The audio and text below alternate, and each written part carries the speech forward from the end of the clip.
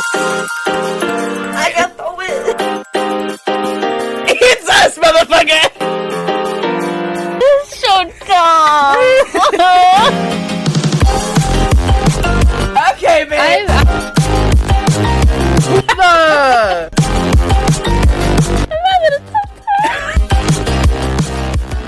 Hi there, I'm Audie. I'm Danny. I'm Elise. And welcome back to Breakfast with Bibbos. Guys, I'm so excited. We haven't recorded in like 2 months. Yeah. It feels like the vibes are back. It also feels like we got a really good break to refresh, so this better be a damn good episode. I hope so. So, I tried to pick something really fucking good. Okay. I something from y'all. Sorry. Jesus. The way you ended the sentence, I thought you were going to keep going. I thought you were too. Anyway. You just went, we're gonna do something good. And then had your mouth open, and I was like, someone okay. would be like, ooh, what is it? No, never mind. Okay. Sorry, Anyway. start over. Ooh, what is it? We are covering the Amityville Horror today. Yes! Oh. So there's a lot to go in with this. I don't know anything about it. I like to use books about it, and I'm like, okay, know hello. nothing? I don't think so, Oh, that's unless it's crazy. just deep in my I watched... memory. Remix.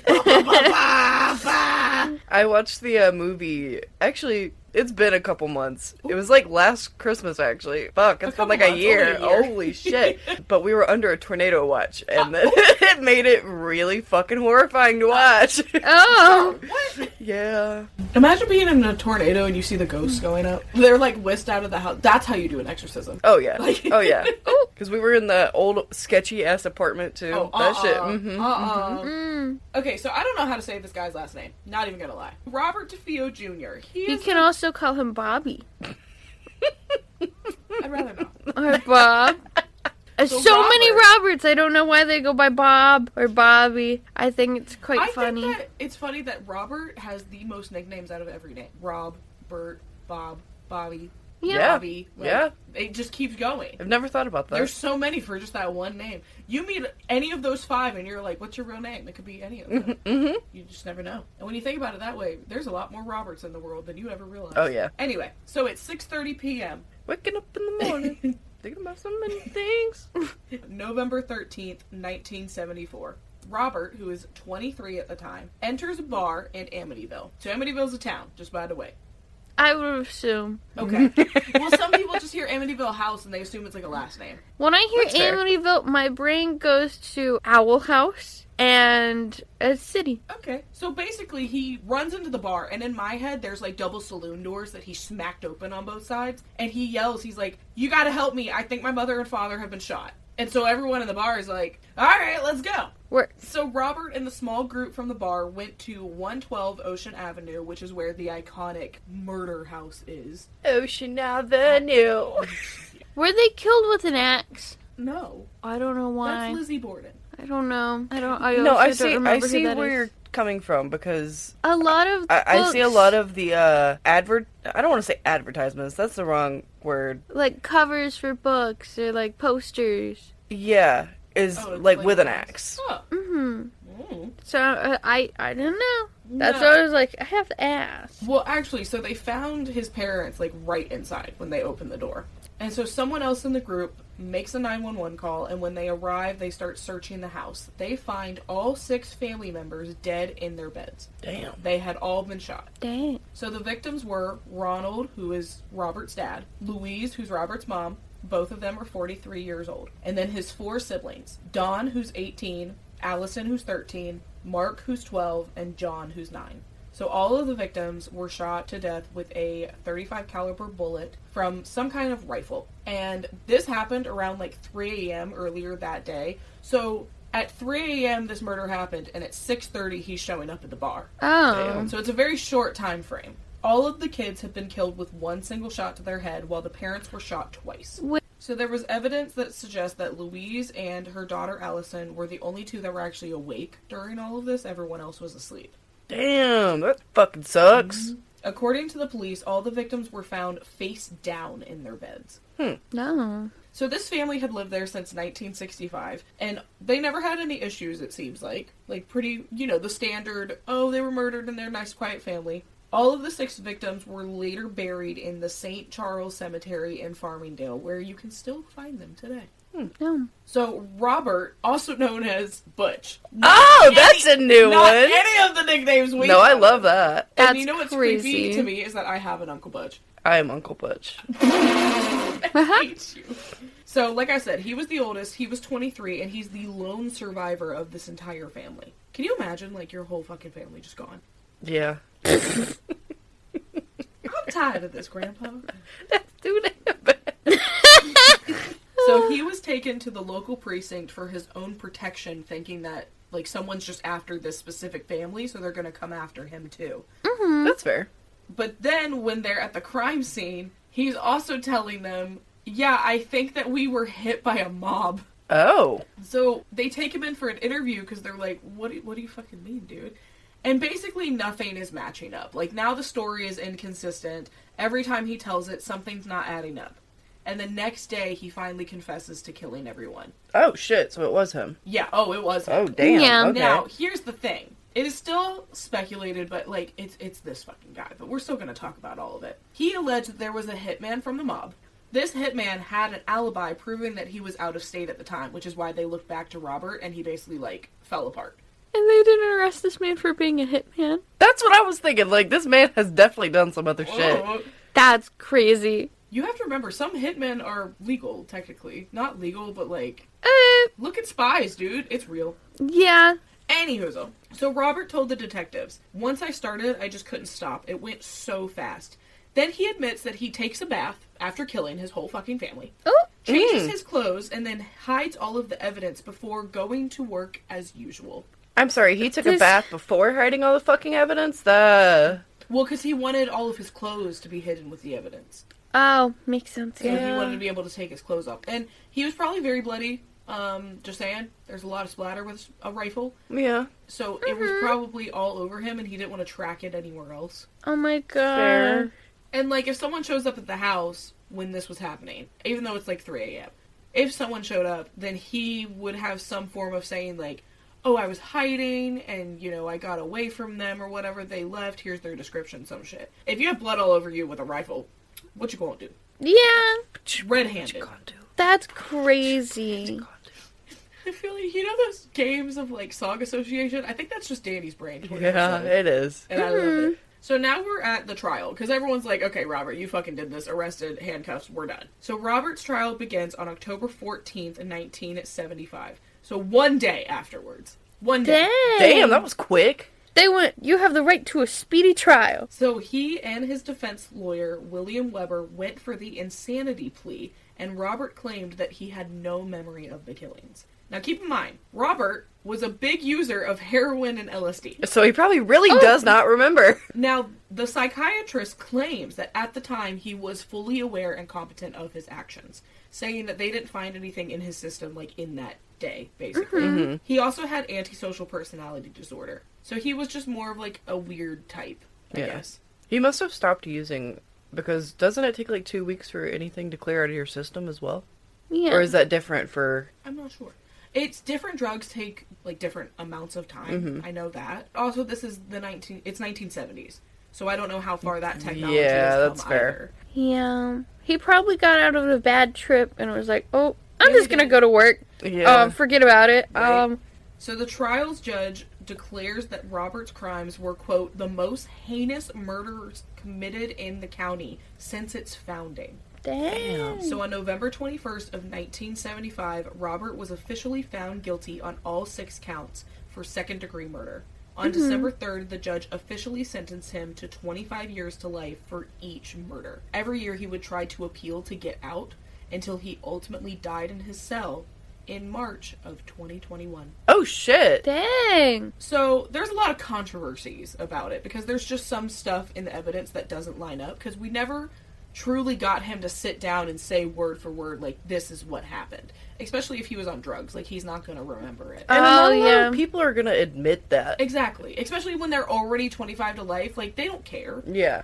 It's not going to get them any free will. So, like I said, all 6 of the victims were found face down without a struggle. So it's not like he had to pin them or do anything or they looked scared. Like, just nothing about it looked like anything other than they were asleep. Mm-hmm. Dang. So the police did say, though, that the rifle had no silencer. So how did it not wake up the rest of the family members or the neighbors? Because 2 of them were awake, too. Exactly. So but what were they doing? you're telling me that 5 people didn't wake up from the first shot? Yeah. But there was also no evidence of, like, sedatives in their system, which is the only other thing that I would think would be plausible. The only other thing that I could think of is, were any of them sleeping in the same room? Oh. Because he Yes. could have, boom, turn around, boom, or they woke up, heard it, he did something, and then turn around and shot him. Well, and that's what's weird, is, like, nobody heard it and then got up out of bed to, like, greet him to say something. Yeah. They were all still in their beds.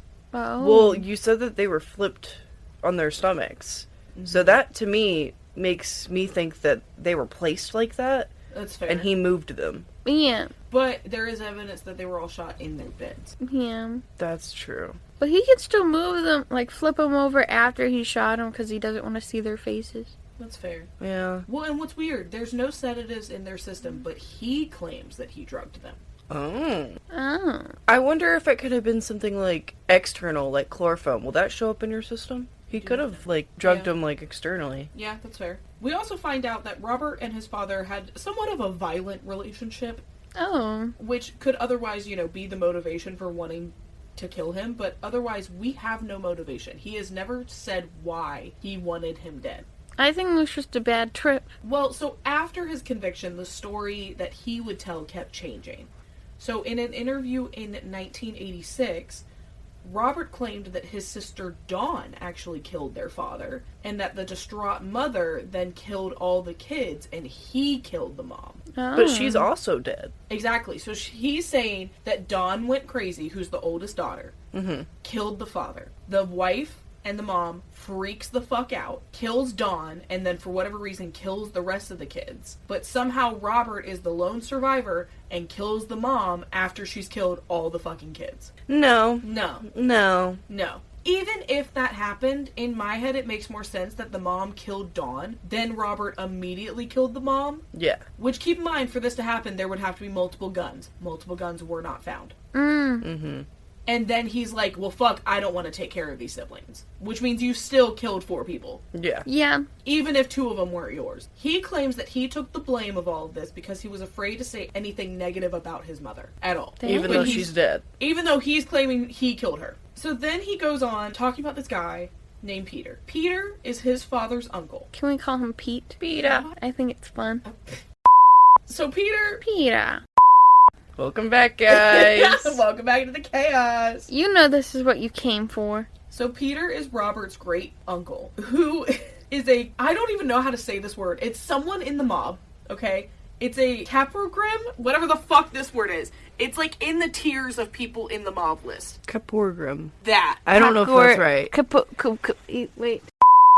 Oh, Capo Regime. Well, it's one of those. Oh, Danny's doing a side goog. Quick side goog. Fuck. Hold Oh, on. fucked up the side goog. Capo Regime. It's Italian. Oh, big surprise. Yeah. It's the mob. Well, basically, he's claiming that Peter is this, and he's in the Genovis crime family. Work. And that he is now living in New Jersey. And he is also claiming that at the time that this crime happened, Robert was also living in New Jersey and was married to a woman named Geraldine Gates. So That's he's a name right He's there. having a whole new fucking story. Oh my god. He claims that while he's in New Jersey with his wife, that his mother called him from the Amityville house and asked him to come over and break up a fight between Dawn and the father. So he drives all the way to Amityville, and he claims that there are witnesses who saw all this happen. And then when he drove to Amityville was when all that happened. So he's trying to claim he didn't live in the house, but he lived in the house. Was he in New Jersey or was just the woman from New Jersey? He's claiming the woman's from New Jersey and he's living there with her, married. And what state was this? Missouri, you said? Amityville? Yeah. No, they're in Long Island, New York. Oh, okay. I was Oh. like, that's a fucking fat ass drive No. to break up a fucking fight.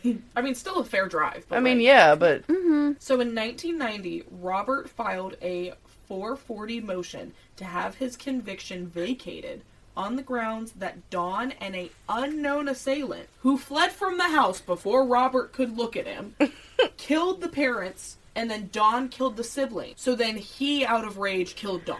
Interesting choice. Huh. I'm assuming it didn't get him anywhere. No, because, he's trying to claim that he killed Dawn, and that it was also an accident, that when they were struggling for the rifle, she accidentally shot herself. So, Oh, yeah, in bed? Mm-hmm. Further not his fault. Mm-hmm. You said this was in Long Island? Yes. My only thought was Teresa Caputo trying to talk to him. Girl, what? So again, he goes on about how he's married to Geraldine and that her brother was with him at the time of these murders. So, that's his alibi. Even though he's also claiming that he was in this house and all of this was happening. So, he's trying to claim that the brother is there in the house with him. No. Okay. I mean, technically, he was, right? He was just dead. So he's technically not wrong. That's what I'm saying. Mm-hmm. So, they try to reach out to the brother. They're like, hey, was this true? Did you drive down with him? Were you there for this? And not only could they not find him, when they did find him, he couldn't testify in court locally. He could only film a video to send in to them. That's sketchy. Oh. So then evidence was submitted in court to suggest that he didn't even exist. He wasn't a real person. And that Geraldine Gates was living in upstate New York, married to somebody else at the time of the murder, not Robert. Oh. So Geraldine did not testify at the hearing because the authorities had already confronted her about making false claims. So they already claimed, hey, you're a lying bitch. We're not letting you testify. Yeah, fair. So in 1992, they got a statement under oath where she admitted that, yes, her brother was not real and that she only married Robert one day before he put in this 440 trying to get out. That's not gonna hold up in fucking court. Exactly, and they're trying to claim they've been married for years. It was the day before. That's crazy. So the judge obviously denied this motion. I appreciate them trying. This is wild. But the judge denies the motion and writes a beautiful paragraph that I have in full to read for you. Yippee! I find the testimony of the defendant overall to be false and fabricated. His testimony that during the fall of 1974, he was married and lived with his wife and child at Long Branch, New Jersey, is incredible and not worthy of belief. Wait, Long Branch? Long Branch, New Jersey. That's crazy. Not Long Beach? Nope. He produced no corroborating evidence in this regard. He signed a lengthy written statement describing in detail his activities. In the statement, he said that he lived with his family at 112 Ocean Avenue in Amityville, and that he worked for his father, that he usually went to and from work with his father, and that he was ill and stayed home from work on November 12th. So he's claiming, he was like, you've been home all fucking day. That was your fucking statement, dude. What do you mean? You didn't even go to work. Ooh. That he was on probation from having stole an onboard engine and had an appointment to see his probation officer in Amityville on the very afternoon. ... Defendant's girlfriend, Mindy, testified that she began dating the defendant in June of 1974 and was with him frequently that summer and fall. So the defendant's testimony that he did not shoot and kill the members of his family is likewise incredible and not worthy of belief. Dang. So he was dating another fucking He had girl. a whole other fucking girlfriend? Why didn't you just use her? Was she not... Literally. I don't understand. What the fuck? Okay, so on November 30th of 2000, Robert met with an author, and he is the author of the book The Night That DeFeos Died. And they spoke for 6 hours. Damn. Now, later, there was a letter from Robert to, a radio show host that I guess was broadcasting about this book, claiming that he never gave information to this author. He barely even talked to him. He claims that he basically walked into the interview room and then immediately left. Dang. Okay. But according to this author, Robert claimed to committing the murders with his sister Dawn and 2 of their friends. Oh. And the reason why was because the parents were plotting to kill Robert. What the fuck? So, Robert's parents? yeah. Okay. So, allegedly, Robert claimed all of this happened, and they wrote a book about it. So he's claiming that him and his sister planned to kill the parents, and that Dawn would then murder the kids so that there would be no evidence. He claimed that he was enraged by her killing the siblings because it wasn't part of the plan, knocked her unconscious onto the bed, and then shot her. Here's the problem. First of all, Fuck that shit. That didn't fucking happen. No. Second off, police found traces of unburned gunpowder on Dawn's nightgown, and Robert was trying to claim that means that she fired a rifle. But that just happens, like, at the end of a rifle. Yeah. Like, if it was pointed at you close range. That's gonna happen.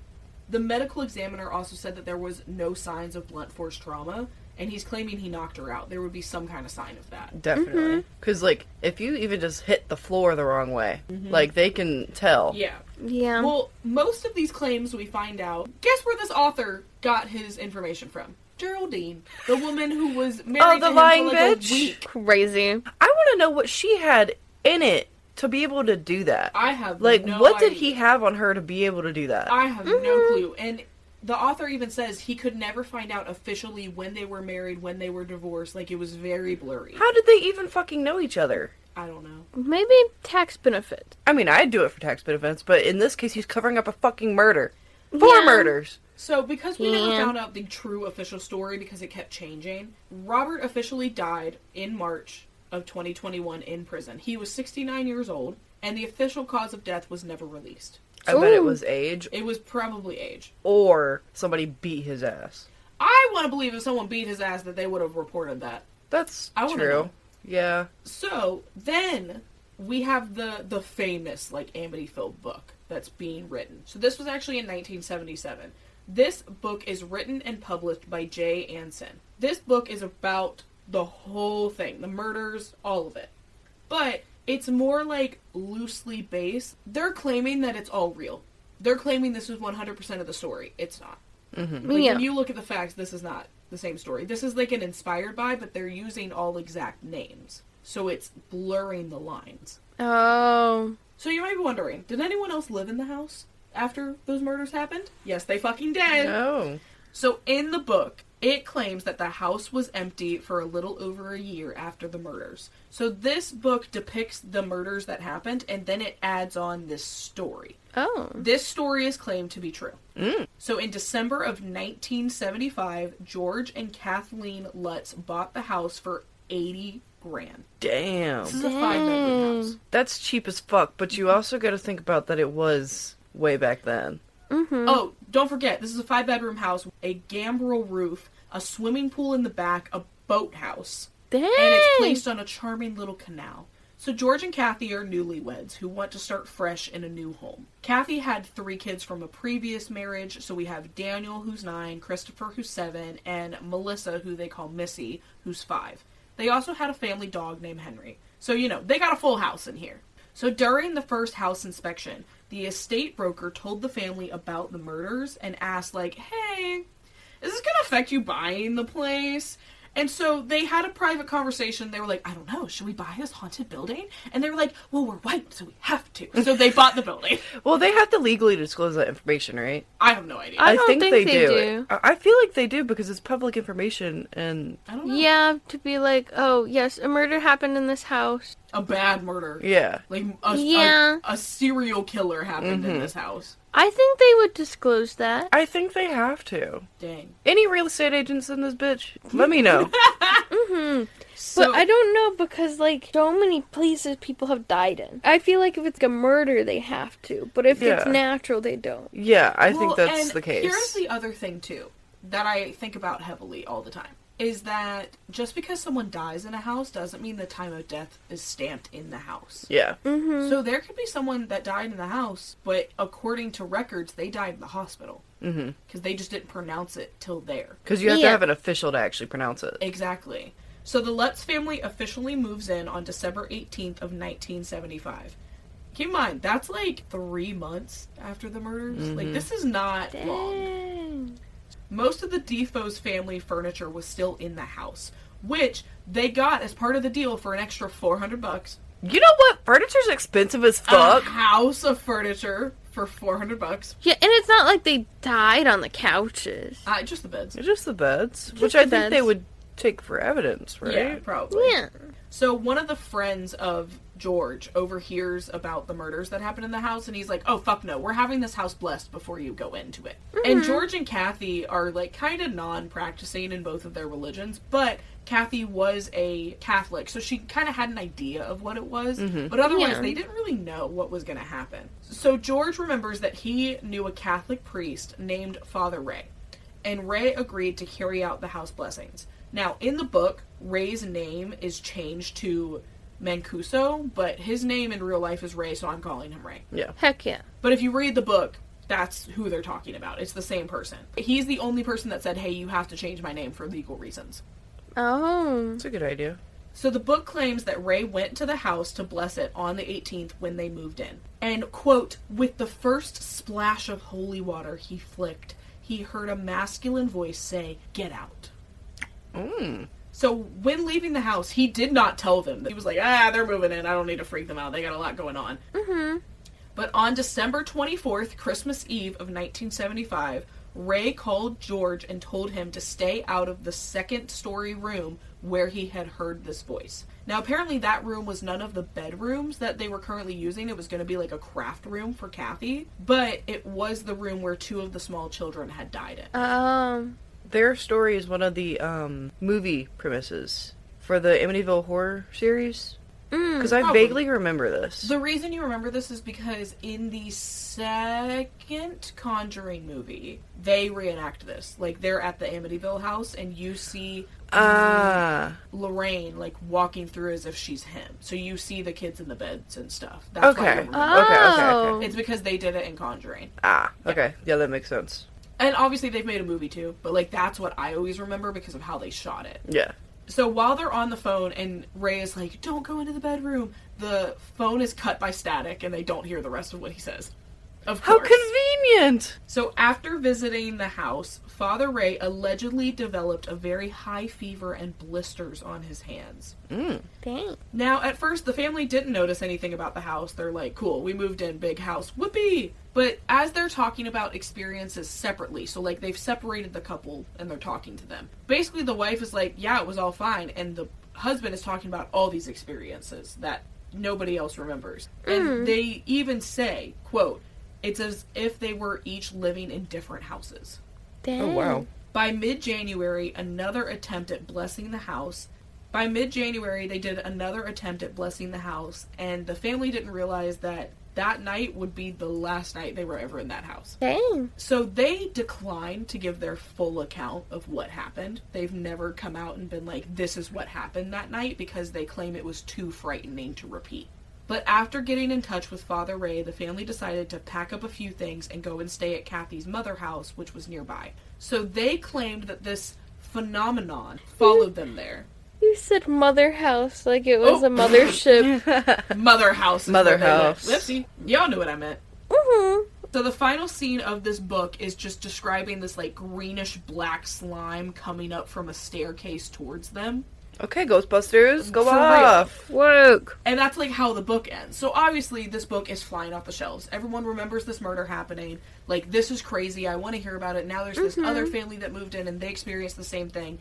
And this is kind of what started the theory that there was something in the house that possessed the dads to do this. Because the father never said it in the book, but it's become widely known that, like, the father had urges of wanting to kill the family or the kids, and that's why he had a separate experience than the wife did. And obviously, Robert killed his whole family. Yeah. So they're saying that, like, a spirit made him do it, and that this was one of Robert's ways of getting out of it. It's like, it was a spirit. And that's why I don't remember it. That's what I was kind of thinking is, like, possession. Like, he overcame his body because somebody was, like, in it. Yeah. And that's why he doesn't remember anything. Yeah. Because that's how it works in my mind. Like, if someone were to be possessed, they wouldn't remember it because they're not their own person, if that makes sense. Yeah, it's like Get Out, where you're just, like, in yeah. there. Yeah, and you're like a vessel. Like, they're just using your body. Yeah. That reminds me of the Goosebumps monster blood. Green slime coming down the stairs. So on January 13th, remember, they moved in on December 18th. They are moving out. They leave the house and everything in it. They refuse to go back in it. And the next day, they just hired a mover and said, get everything out. Like, we're not going back in there. Ooh. The mover has no issues in the house. Nothing happens to him. He has nothing to report. So this book was published after an editor at the Prentice Hall introduced them. So the author and this family did not know each other. They were introduced by this huge publishing company. Oh. Now, the family also did not directly work with this author. He was given 45 hours of tapes of them talking about their experiences. So he 45 hours? Holy shit. But he couldn't ask questions. He just had to go off of what they said. Oh, yeah. 10 million copies of this book were sold. Damn. Is it still on the shelves? Yes. I might go get that, actually. Oh, so, now we're going to talk about some of the disputes over the accuracy of stories, books, just everything all in between. Mm-hmm. So Father Ray is claiming that he never went to this building in person. He's claiming that he never blessed the house and that he only spoke to them over the telephone once. Now, other accounts say that he did visit the house, but he just didn't experience anything there. And it's kind of mixed on what story is true, but he's claiming that he did not bless the house and that he wasn't there for that ever. Mm-hmm. But then in 1997, he recants and describes experiencing the blessing of the house during an interview. And this interview was for a TV show called In Search Of. I'm not sure what the fuck that show was for. But in the interview, he said that he did in fact enter the home and that he was slapped by an invisible force and told to get out by a disembodied voice. But this is only after recanting for years until he got on a television show. Yeah. I bet that was some publicity stunt, too. The house was sold to James and Barbara in 1977, and they claimed that there was no damages to the doors, the locks, the windows, like all these things that they were claiming were broken by the spirit. Everything is fine, and they're claiming that it's also clearly not been replaced. Like, these are the originals. Mm-hmm. Oh. So that's another thing that goes against what the couple was saying. Mm-hmm. The couple that originally lived there? No, the Lutz family. That's the one that moved in after the murders, right? Yes. Okay, yeah. So I only found this during this part of the research. They're talking about a red room. I guess this is in the book somewhere and I couldn't find it online, but the couple is saying that there was like a red room in the basement that they like never saw until something happened down there and randomly it like opened up for them or something. Because all I could find is that the couple who moved in after them was claiming that this red room was just a small closet in the basement, that it's not concealed in any way, like you know it's there, so why would the family say that it just appeared? Yeah. They probably just didn't go down there enough, and I'm sure they just used it for, like, film and shit. Mm-hmm. So the writer also tried to claim that the house was built on Indian burial grounds, and that's why it was haunted. But the Shinecrock Indians actually came forward and rejected that claim. They were like, there is no history. Don't bring us into this. No, literally, they were like, there is no history of us on this land. Please leave us the fuck alone.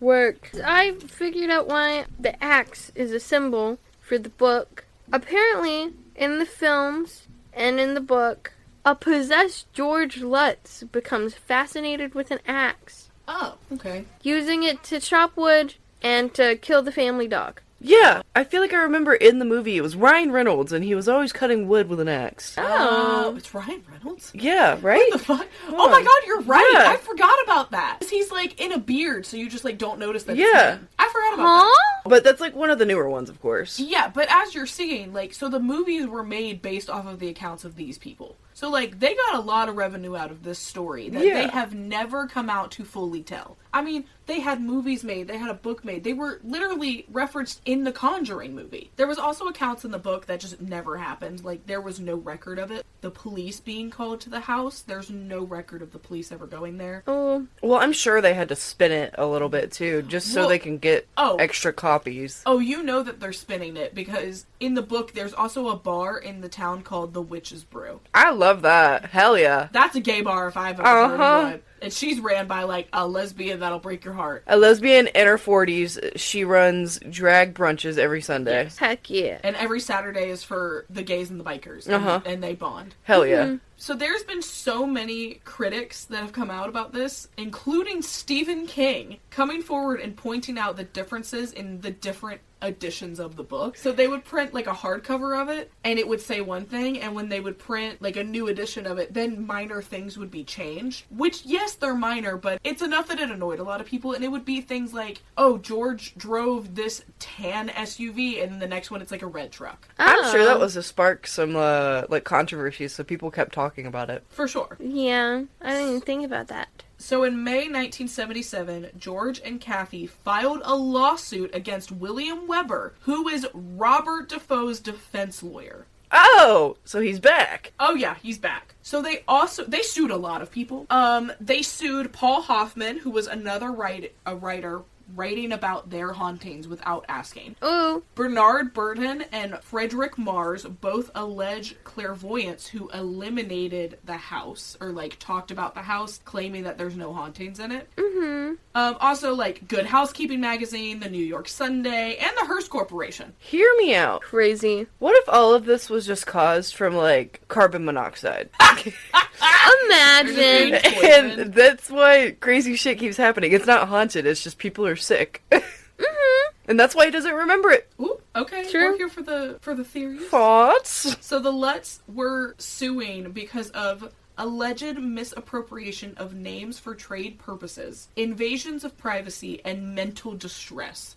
Dang. So the claims against the news corporations were dropped very quickly. Like, it's a news outlet. Yeah. Good luck, Yeah. sweetheart. And the remainder of the lawsuits were heard by a judge in September of 1979. The judge dismissed all of their claims. Damn. I would too. There was also an interview in a issue of People's Magazines with William Weber, who was the defense attorney for Robert. Mm-hmm. And he said, quote, "I know this book is a hoax. We created this horror story over many bottles of wine." So Weber is claiming that he met personally with George and Kathy over many bottles of wine to discuss the outline for this book. So he was setting it up so that they would go and meet with this publicist, tell them this insane story, which is why they wanted to do it on video, so they couldn't be questioned to have inconsistencies. The reason that William did this was so that he could claim possession over his own client. Oh. Damn. So he set this all up. So obviously they're already concerned. The judge is like, William, you're a lawyer, so if this is true, like, this is not okay. You were under oath, motherfucker. Yeah. Mm-hmm. So now the judge is questioning if you can even be trusted as a lawyer. So Weber then files a $2 million lawsuit against George and Kathy. $2 million? He's charging them with basically like fucking up their book deal. Oh. That's gonna hold up. So then another person launches another lawsuit against the Klutz's parents, the author, his publisher. Everyone's suing everybody, okay? And during all of these trials, the Lutz admitted that virtually everything in the Amityville Horror book was fiction. Although George maintains that it is, quote, mostly true.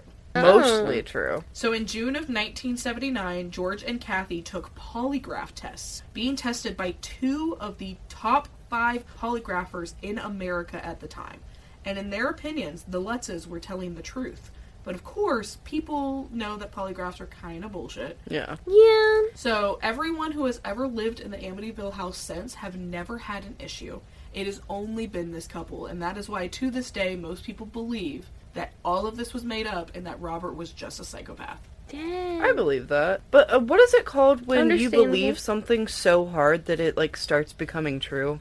There's a scientific term for it. There is. I can't remember what it's called, though. I Part know of me what you're wonders talking about. if that couple, like, just got so freaked out because they heard about it. That's true. From the person selling them the house. Genuinely, I think they just wanted money. I mean, can you Yeah. imagine this lawyer bringing you in and saying, listen, you're going to go and live in this house. We're going to sell it to you for dirt cheap. You live in it for this short amount of time. You say all this shit happens. We get a book and a movie deal. Here's your cut. You never say shit about it. Yeah. Oh. You have all those kids? Yeah. You gonna say yes? Yeah, that's fair. Plus, like, wasn't there a recession during that time as well? Probably. It feels like there's always one at this point. Yeah, that's fair. But, like, all of this, and they succeeded. All of these books, all of these movies, all of these TV shows, the references, they've done it. And I'm sure they got royalties, too. Damn. Because their name is technically name dropped. Their name is in it. But if that was the case, didn't you say that... Was it George, the one that sued because he didn't want his name in the book? No.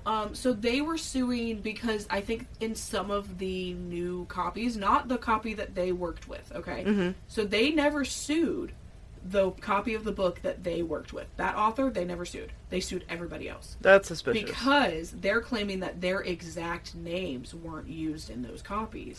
Oh, I thought it was the opposite. So Because they their can't real names claim were... royalties, so now they're pissed. Oh. They want their names used. Damn. Yep. I thought it was the opposite. I did The too. little assholes. That's fucked up. They were greedy. Yeah. And that is the Amityville Horror. I grew up just like believing that this was true. Yeah. And then finding out all of that, I was like, what? You see the horror movie, you see the beginning of it that says based on a true story. Yeah. You look it up afterwards and you see a true story. How do you not believe that it's true?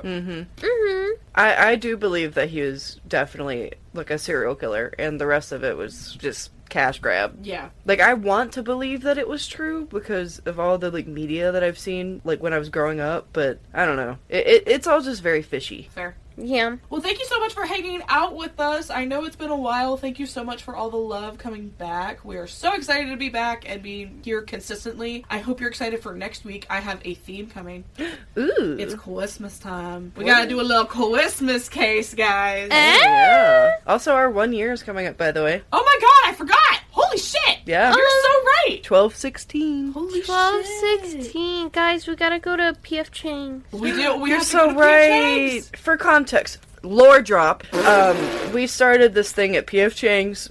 Yep. We all sat down in our booth and we were like, so hey. Do you want to know what's really cute? Is that, so I junk journal, as you two know, but the rest of the world doesn't. Hi, I'm Audie. I'm a little rat who keeps all of this trash, and I put it all in a journal for my little rat paws to look through when I feel like. But I have the PF Chang's receipt and like one of the napkins, and it's like a little page of PF Chang's. And I made it before we ever made the podcast. Aww. So, like, I Aw. just had it, and now it's, like, such a meaningful little page. That's so cute. And we're also not going to talk about how it's also my husband's birthday. Sorry, babe, I did that to you.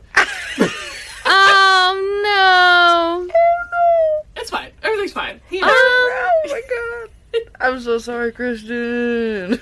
It's okay. He's #1 fan. Yeah, exactly. He comments on all of our posts. Yeah. We love him for it. Yeah. Anyway, make sure you follow us on all the things and Discord. Yeah. Yeah, Linktree. They're all there. Have fun. It's in the Yeah. description. Yeah. You know what you're doing. We love you. And with that being said, I'm Audie. I'm ready. Amish. And this has been Breakfast In the Book. You just punched it, girl. Oh my god. I didn't even, that wasn't even my hand. I did not mean to. I'm sorry. That's gonna sound wild. Lizard. Lizard. Lizard. Lizard. Lizard. Lizard. Your turn. Sorry guys, I didn't have one.